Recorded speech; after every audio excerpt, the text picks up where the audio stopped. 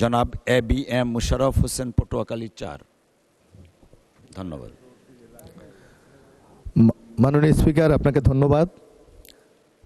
আমার নির্বাচনী এলাকা ১১৪ পটুয়াখালী ৪ কলাপাড়া রাঙ্গাবালী উপজেলা নিয়ে গঠিত।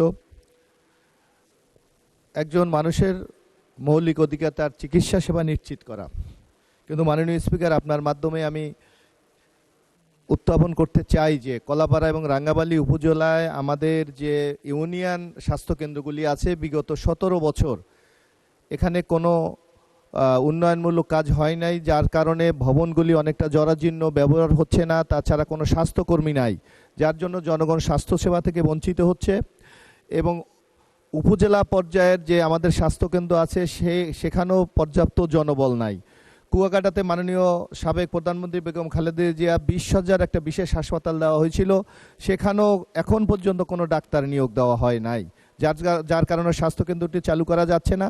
এবং এর পূর্বে আমি আরেকটি বক্তব্য বলেছিলাম যে আমার আরেকটি উপজেলা রাঙ্গাবালী বাংলাদেশে একমাত্র উপজেলা যেখানে কোনো স্বাস্থ্যকেন্দ্র নাই। সুতরাং অনতিবিলম্বে এই সকল বিষয়ে প্রয়োজনীয় ব্যবস্থা গ্রহণ করার জন্য আমি মাননীয় স্বাস্থ্যমন্ত্রীর দৃষ্টি আকর্ষণ করছি।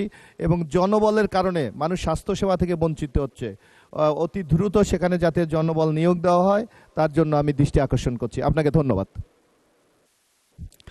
মাননীয় সদস্য, আপনাকেও ধন্যবাদ। ইউ আর প্রিভিলেজড, আপনি আপনার কনস্টিটিউয়েন্সি সম্পর্কে বলতে পারছেন, আমি পারছি না।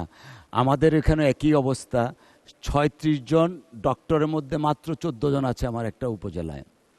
অ্যাম্বুলেন্স আছে, ড্রাইভার নেই। এরকম নাই নাই নাই শুনতে শুনতে আমরা খুবই ক্লান্ত। এনিওয়ে, ধন্যবাদ আপনাকে।